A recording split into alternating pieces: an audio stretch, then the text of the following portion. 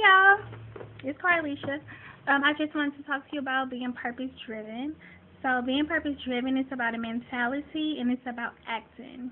It's about doing what you need to do to be purpose driven, to achieve your goals, to achieve your assignments that God has called you on. It is to do God's work. Being purpose driven is about God's work. So, in renewing your mind or trying to get yourself to think about your purpose day in, day out, it is necessary to seek God's face and to ask Him, what is your purpose? What is your call? What are you calling me to do? It is to have those deep, intimate moments with God and just listening to Him as He responds. Paying attention to your strengths, paying attention to your weaknesses, paying attention to how you minister to people, how you evangelize, how you give, how you serve to people. It is paying attention to what you do naturally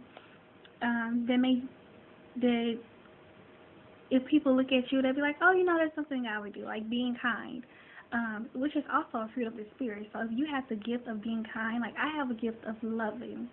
I am naturally a giver. I love people. I love to do stuff for people, and I love to talk too. That's not a fruit of the Spirit, but I believe it has something to do with my purpose. But just ask God, what do you want me to do? Like, what is my purpose? Or what is my assignment for 2017? What do you want me to do? So I want to bring you to the story of Moses. Now, we all know Moses. Moses is the leader that God has called to bring his children out of the land of Egypt into the promised land. So when God first called Moses, he called him in a burning bush. So he told him, Moses, Moses, my people are oppressed. I've heard their cries. I remember my covenant with Isaac, Abraham, and Jacob. I remember my covenant with them, and I want my people to be free. I want my people to be out of bondage. I want my people to be restored. I want my people to be healed. So you, Moses, I've called you for such a time as this. I've called you to do my will. Now, his purpose was to bring them out of the land of Egypt. His assignment, he had many assignments, but one of his assignments was to go to Pharaoh and tell him, let my people go. Moses did that about 3 times. Tell him, let my people go.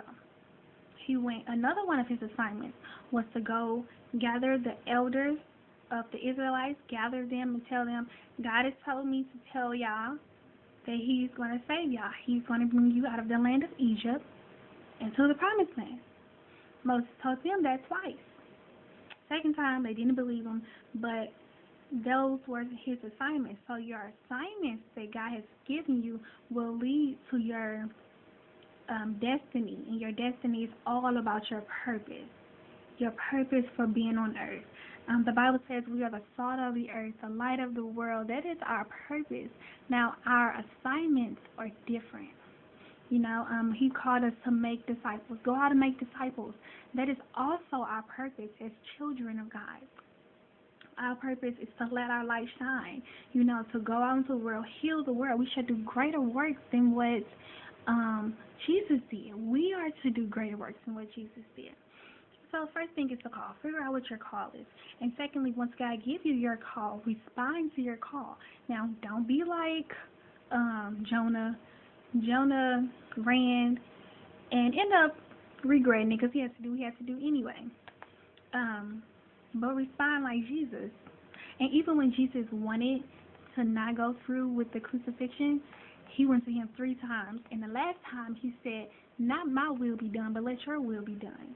So we have to get to a place where we say, okay, God, this ain't about me. This is all about you. And I'm going to be purpose-driven.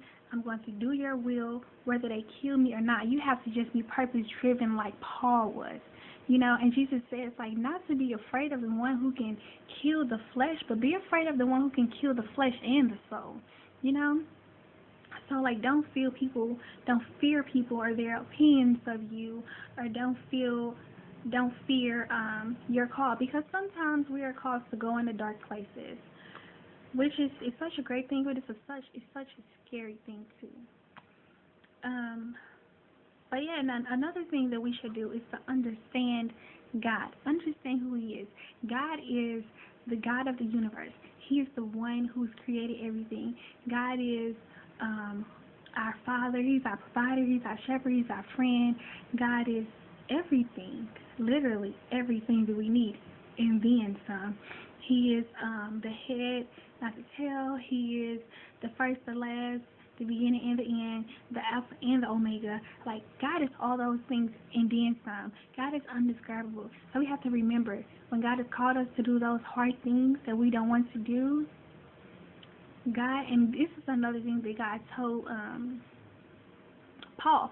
Paul went to him, hey God, I really want to do this. Like, can you help me out?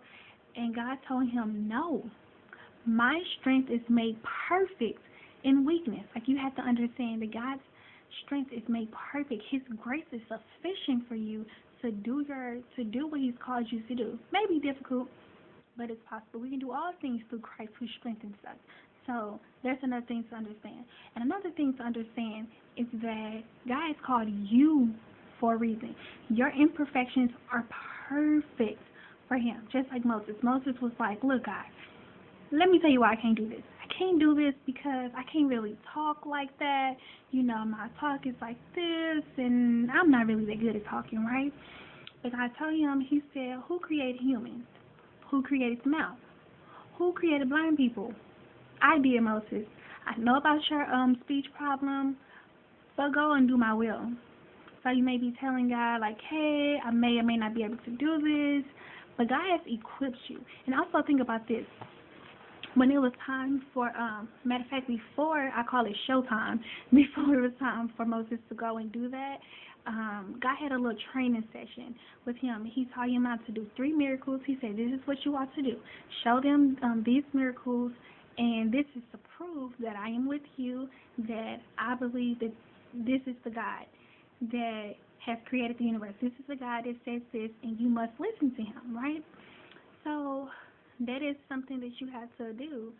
You have to understand, like, God has trained you. He didn't leave you out here in the dark by yourself. And another thing that I want you to know is that in the midst of everything, I want you to know that we go from glory to glory, right? So once you achieve this assignment, we go to another assignment, and it's achieved, and we also rejoice, you know. And we may have another assignment after that, but we must still be obedient to God's will and what He wants.